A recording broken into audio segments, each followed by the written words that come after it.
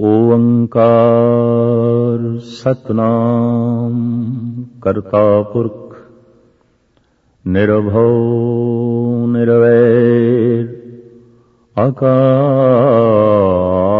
मूरत अजूनी सैभं गुर प्रसाद।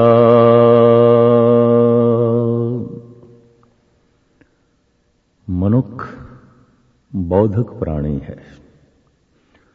थोड़ा जिहा भी दिमागी तल ते जीण वाला मनुख इस प्रश्न तो बच नहीं सकता, ये जगत की है, मैं की हाँ, आए कित्थों हाँ, इस वक्त कित्थे हाँ और साडा अंत की है,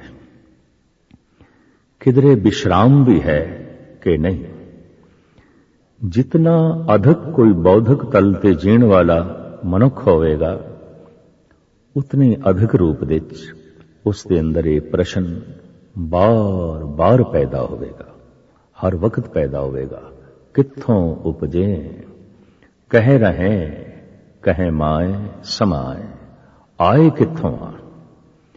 और ये जो कुछ सब कुछ आया है की है,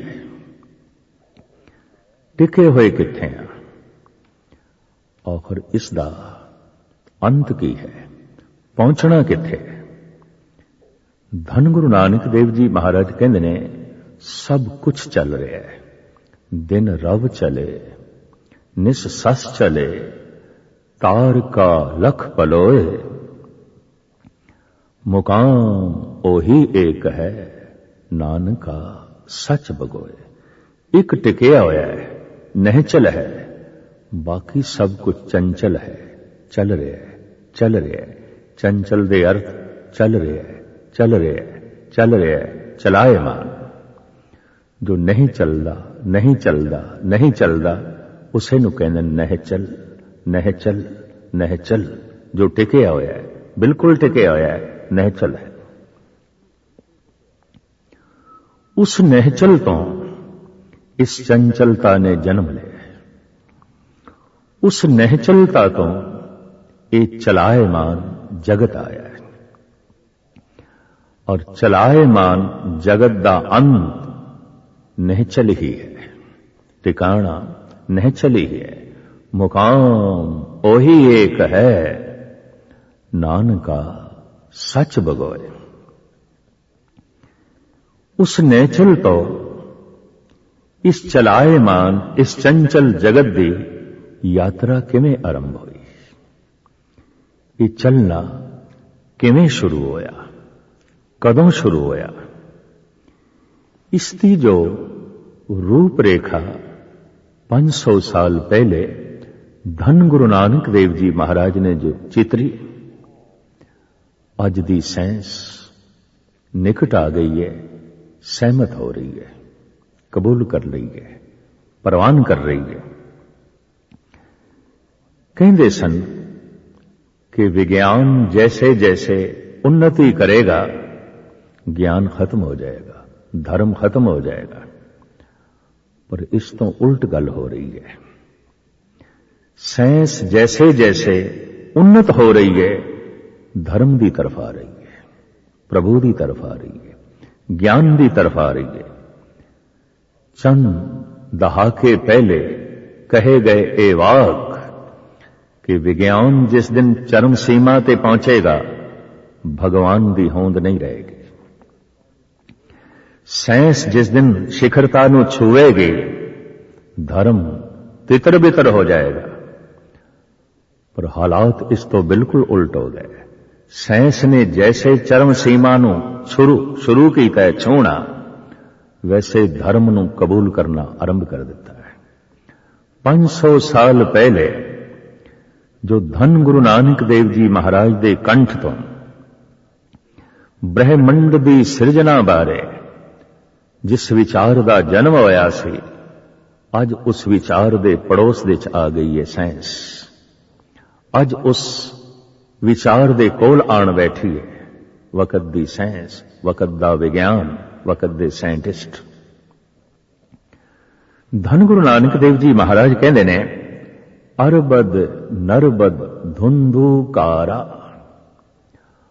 ਅਨੰਤ ਸਮੇਂ ਤੱਕ, ਜਿਸ ਨੂੰ ਨਾਪਿਆ ਨਹੀਂ ਜਾ ਸਕਦਾ, ਕਿਉਂਕਿ ਸਮੇਂ ਨੂੰ ਨਾਪਣ ਦਾ ਢੰਗ ਹੈ ਦਿਨ ਤੇ ਰਾਤ। ਦਿਨ ਰਾਤ ਹੈ ਹੀ ਨਹੀਂ ਸੀ। ਦਿਨ ਰਾਤ ਦਾ ਆਵਾਗਮਨ ਹੁੰਦਾ ਸੂਰਜ ਕਰਕੇ, ਸੂਰਜ ਹੀ ਨਹੀਂ ਸੀ। ਇੱਕ ਸਿਆਹ, ਇੱਕ ਘੋਰ ਤਾਰੀਕੀ ਛਾਈ ਹੋਈ ਸੀ ਅਨੰਤ ਕਾਲ ਤੱਕ, ਜਿਸ ਨੂੰ ਅੰਦਾਜ਼ਨ ਅੱਜ ਦੇ 4 ਯੁੱਗਾਂ ਨੂੰ ਲਈਏ ਤਾਂ ਮਹਾਰਾਜ ਕਹਿੰਦੇ ਨੇ 36 ਯੁੱਗ ਵਰਤੇ ਗੁਬਾਰੇ, ਕਾੜੀ ਲਾਈ ਸਿਰਜਨਹਾਰੇ। ਲੱਖਾਂ ਸਾਲ ਤੱਕ ਅੰਧੇਰਾ ਹੀ ਅੰਧੇਰਾ ਸੀ, ਅੰਧਕਾਰ ਹੀ ਅੰਧਕਾਰ ਸੀ। ਇੱਕ ਦਿਨ, ਕਹਿਣ ਦੀ ਭਾਸ਼ਾ ਵਿੱਚ ਕਵਾਂਗੇ ਇੱਕ ਦਿਨ, ਜਦ ਕਿ ਦਿਨ ਨਹੀਂ ਸੀ। ਕਹਿਣ ਨੂੰ ਕਵਾਂਗੇ ਇੱਕ ਸਮੇਂ, ਜਦ ਕਿ ਸਮਾਂ ਨਹੀਂ ਸੀ। ਪਰ ਭਾਸ਼ਾ ਦੀ ਆਪਣੀ ਮਜਬੂਰੀ ਹੈ, ਕਹਿਣ ਦੀ ਆਪਣੀ ਮਜਬੂਰੀ ਹੈ। ਕਹਿਣ ਵਾਸਤੇ ਐਸਾ ਕਹਿਣਾ ਹੀ ਪੈਂਦਾ ਹੈ। ਇੱਕ ਦਿਨ, ਇੱਕ ਸਮੇਂ, ਇੱਕ ਵਕਤ ਐਸਾ ਹੋਇਆ, ਉਸੇ ਹੀ ਅੰਧਕਾਰ ਵਿੱਚ ਇੱਕ ਧਮਾਕਾ ਹੋਇਆ। ਇੱਕ ਧਮਾਕੇ ਖੈਜ਼ ਧੁਨੀ ਨੇ ਜਨਮ ਲਿਆ। ਉਹ ਧੁਨੀ ਕੀ ਸੀ? ਗੁਰੂ ਨਾਨਕ ਕਹਿੰਦੇ ਨੇ ਉਹ ਧੁਨ ਓੰਕਾਰ ਸੀ, ਔਰ ਉਸ ਦਾ ਉਚਾਰਨ ਇਸ ਤਰ੍ਹਾਂ ਸੀ, ਓੰਕਾਰ।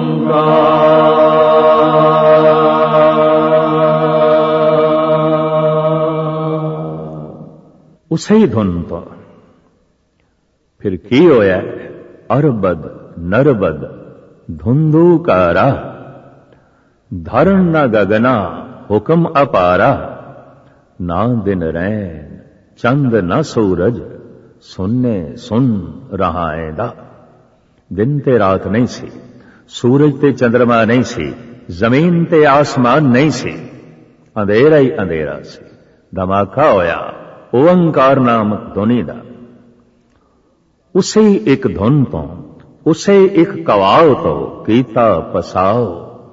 ਏਕੋ ਕਵਾਉ ਤਿਸਤੇ ਹੋਏ ਲੱਖ ਦਰਿਆਓ। ਲੱਖਾਂ ਸੂਰਜਾਂ ਦੇ ਦਰਿਆ ਚੱਲ ਪਏ, ਅਨੰਤ ਸੂਰਜਾਂ ਦਾ ਪਸਾਰਾ ਚੱਲ ਪਿਆ। ਇਤਨਾ ਚਾਨਣਾ ਹੋਇਆ, ਇਤਨਾ ਪ੍ਰਕਾਸ਼ ਹੋਇਆ।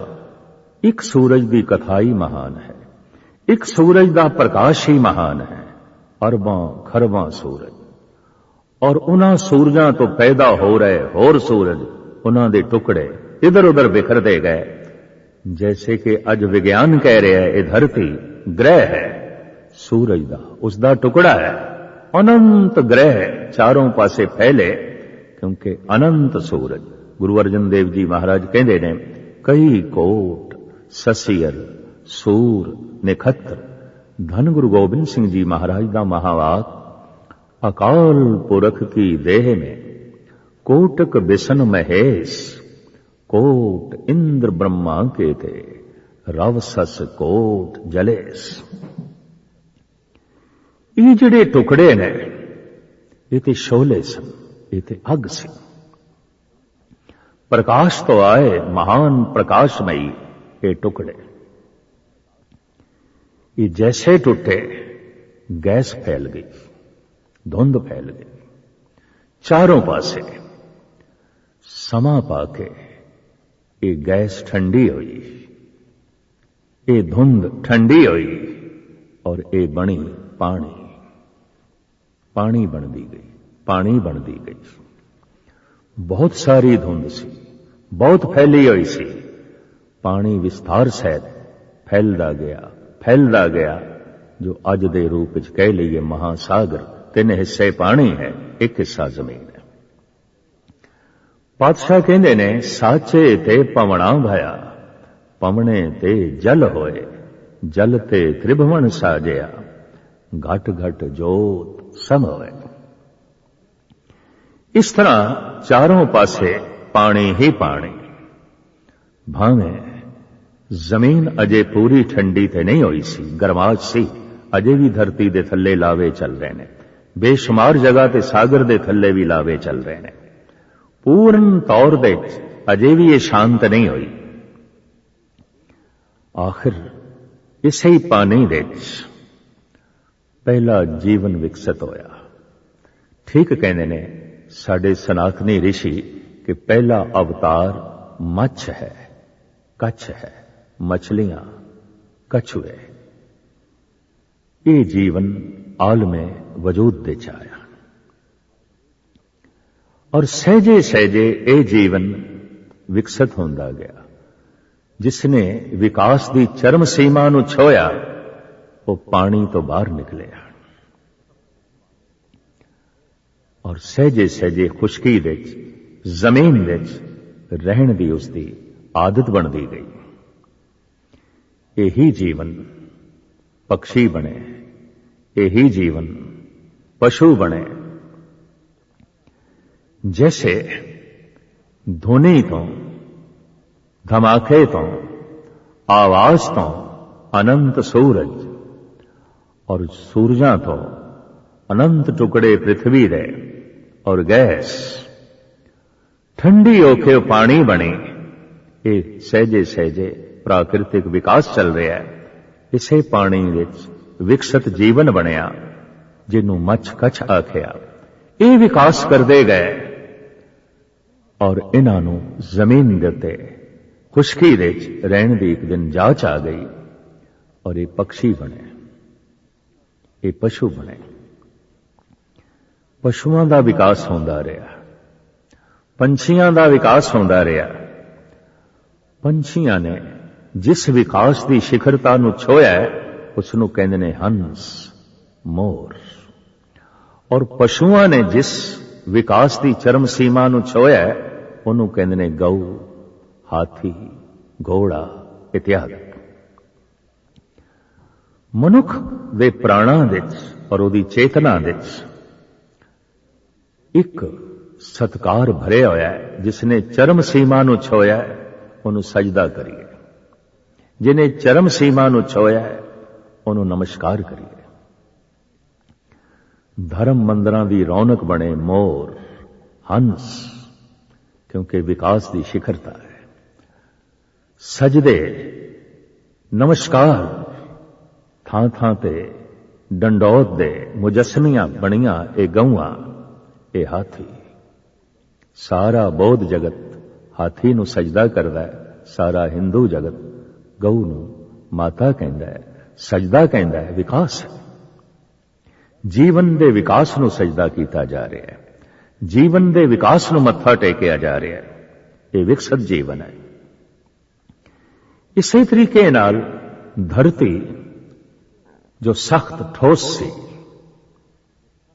ਪੱਥਰ ਸੀ, ਕੋਮਲ ਹੁੰਦੀ ਗਈ, ਰੇਤ ਬਣਦੀ ਗਈ, ਮਿੱਟੀ ਬਣਦੀ ਗਈ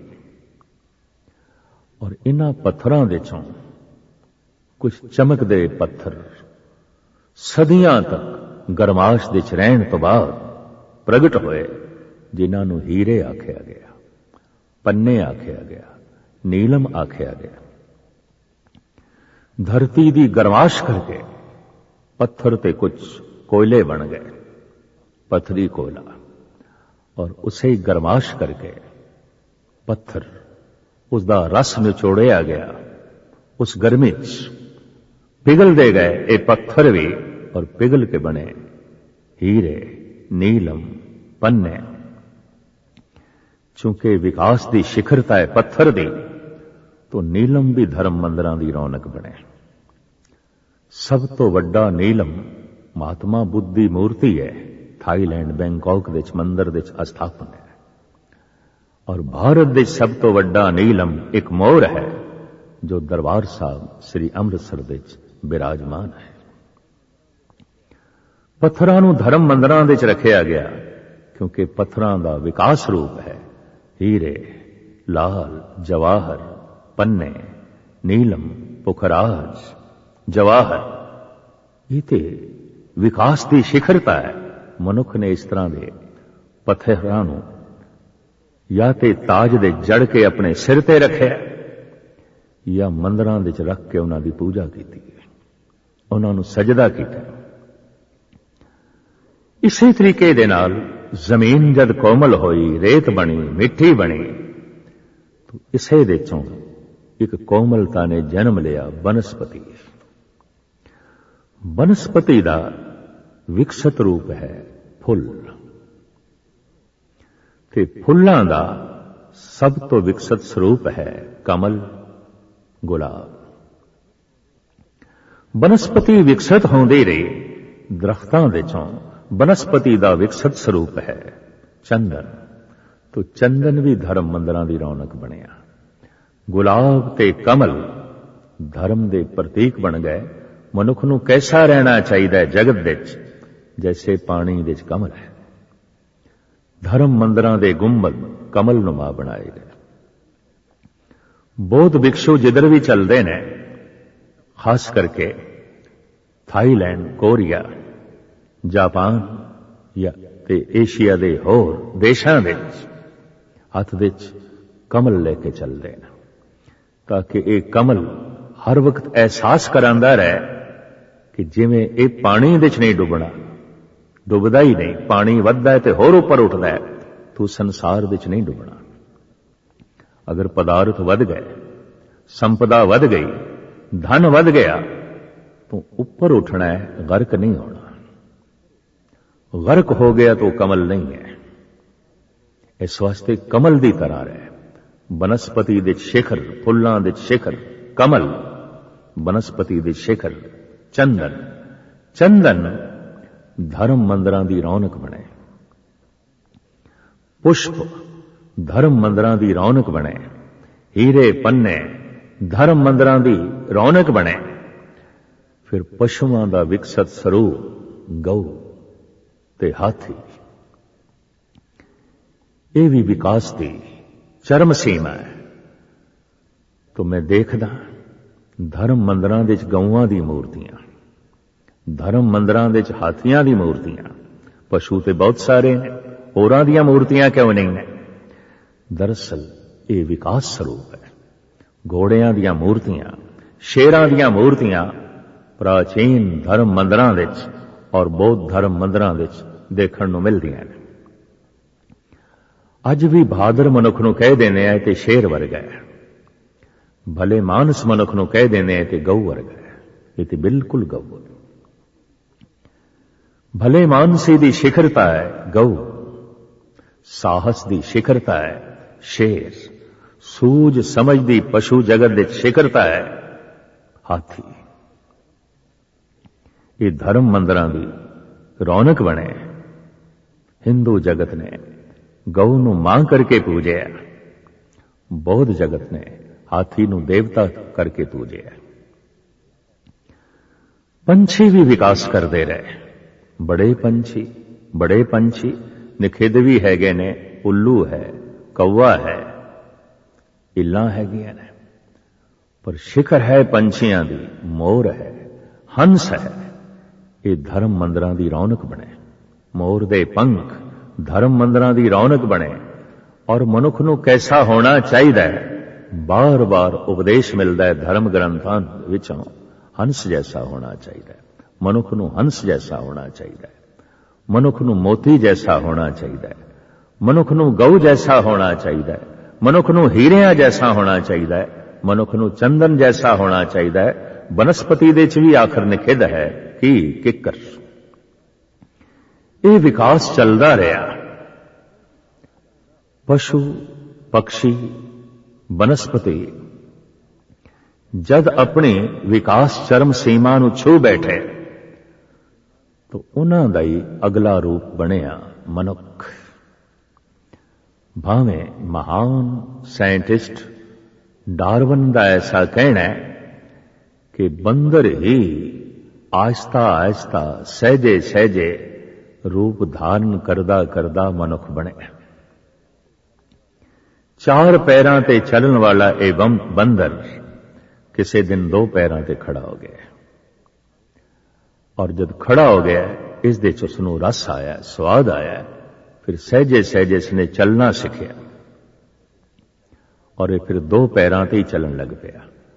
आहिस्ता आहिस्ता दो पैरां ते चलन करके सीधा खड़े होने करके इसकी पूंछ की शक्ल खत्म हो गई और ये उस रूप दे नमूदार होया जिसनों कहंदे ने मनुष्य, जिसनों कहंदे ने इंसान।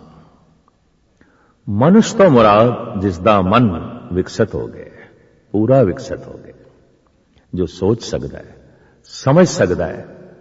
तो मनुष्य की दुनिया विच सूझ समझ करके परिवार का जन्म होया, समाज का जन्म होया, राजनीति का जन्म होया, अर्थ व्यवस्था का जन्म होया और सहजे सहजे एक दिन धर्म का जन्म होया। मनुख दे प्राणां विच ये प्यास पैदा हुई, जित दुआरे उबरे तिथे लियो उबार। हे प्रभु, जिस दरवाजे तो साडा आवना होया सी उसे दरवाजे राही प्रवेश करा दे, प्रवेश करा दे, साडी वापसी करा दे। इस लंबी जीवन यात्रा विच महापुरुषां दे कथन अनुसार 4 युग ने और इन्हां 4 युगां नूं ये नाम दिते जांदे ने। गुरबाणी कह रही है सतयुग, त्रेता, द्वापुर भणी है, कल युग उत्तम युगा माही। प्रथम सतयुग, फिर त्रेता, फिर द्वापुर, फिर जिस दौर विच असी जी रहे हैं कल युग। जीवन धारा नूं, समय दी धारा नूं फिर मनुख ने 4 हिस्सियां विच तकसीम कीता और इस 4 धारावां दा, 4 अवस्थावां दा अगर मूल रूप दे बयान करना होवे तो इस तरह सतयुग की सी गर्भकाल दी अवस्था, त्रेता की सी बचपना, द्वापुर की सी जवानी, बालग हो गया, कलयुग की है बुजुर्गी, बुजुर्गी। कुछ कहते ने सतयुग महान है, कुछ कहते ने कलयुग महान है। प्राचीन परंपरा तो, प्राचीन कहावतां तो प्रभावित लोग ते कहने ने सतयुग महान है, सतयुग महान है। पर कलयुग दे अवतारी पुरुष गुरु नानक कहते ने कलयुग महान है। सतयुग, त्रेता, द्वापुर भणिए, कलयुग उत्तम जुगा माई। क्यों? इसनों मैं गुरबाणी की रोशनी पेश करन लगा। प्रथम सतयुग। भट्टां दा एक सवैया है, पहले मैं वो पढ़ के सुनावा। सतयुग तै माणियो छलियो बल मामन भायो, त्रेते तै माणियो राम रघुवंश कहायो, द्वापुर कृष्ण मुरार कंस कृतारथ कियो, उग्र सैन को राज अभय भगतैं जन दियो, कलयुग प्रमाण नानक गुर अंगद अमर कहायो, श्री गुरु राज अब चल अटल आद पुरुख फुरमायो। सतयुग इस तरह से जैसे बच्चा गर्भ दे है, गर्भकाल का बच्चा निश्चिंत है, मां जो खा रही है यही उसका आहार बन रहा है, मां दे श्वासां नाल वो श्वास ले रहा है, मां दी खून दी गर्दिश दे नाल वो जी रहा है। मां दे जिहड़े विचार ने वही तरंगा बन के इसनूं अंदोलित करदियां ने। इसकी अपनी जिंदगी नहीं है। हां, निश्चिंत है, बेफिक्र है, तनाव नहीं, बेचैनी नहीं, परेशानी नहीं, अपने विच मगन है। कारण अजे ध्यान बाहर जा सके, बाहर दे ते सारे ही दरवाजे बंद ने। ध्यान जांदा है अखां दे राही बाहर, ध्यान जांदा है कन्नां दे राही बाहर, ध्यान जांदा है नासका रसना खलड़ी दे राही बाहर। ये ते सारे द्वार बंद ने, ये ते सारे दरवाजे बंद ने। ध्यान मगन है, इस वास्ते साडे प्राचीन ऋषि मुनि कहते ने गर्भ काल का बच्चा इस तरह है जिवें मठ दे गुफा दे बैठा होया योगी समाधि दे होवे। समाधि लीन गुफा जो योगी नूं आनंद आउंदा है, गर्भ काल विच बैठे बच्चे नूं ओही आनंद है, ओही आनंद है। दोहां दे आनंद दे च कोई फर्क नहीं, फिर भी फर्क है। गुफा विच बैठे योगी नूं जो समाधि स्थित अवस्था विच आनंद है, इस आनंद का उसनूं बोध है, इस आनंद का उसनूं पता है, सुचेत है। पर गर्भ काल की अवस्था विच जो आनंद है, इस बच्चे नूं बोध नहीं है, अचेत है, ना समझ है। ये इस तरह है 5-10 कीमती कोहनूर हीरे जौहरी दे हथ च ने, पर 5-10 कोहनूर हीरे बड़े सुंदर हीरे एक मासूम 3 साल दे बच्चे दे हथ च ने। जौहरी दे हथ दे च हीरा हीरा है, इस मासूम बच्चे दे हथ दे च हीरा पत्थर है, कुछ भी नहीं है, कुछ भी नहीं है। बंदर दे गल दे च मोतियां दी माला पत्थरां दी माला है। भावें हीरा ते हीरा है, पर जौहरी दे सामने महान है, एक बच्चे दे सामने तुच्छ है। योगी कोल जो ओ आनंद है महान है, महान है। गर्भ काल दे वो जो बच्चे कोल आनंद है महान होंदे आया भी तुच्छ है, क्योंकि उसकी उसनूं समझ नहीं है, वो सुचेत नहीं है। पर आनंद दे च वो जी तेरे है। शायद ये जो बचपना याद आंदा है, ये जो बुछेखड़ याद आंदा है, प्राणां विच संस्कारां विच किधरे वो आनंद दियां धुनियां मौजूद ने, उस आनंद दी रूप रेखा मौजूद है।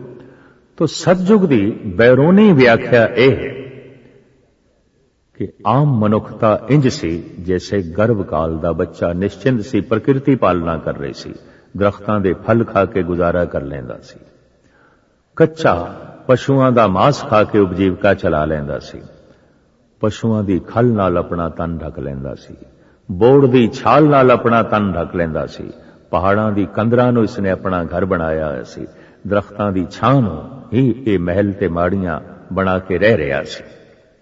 जीवन निश्चिंत सी, बेफिक्र सी, लेकिन फिर भी कह सकते हैं महान नहीं सी, महान नहीं सी।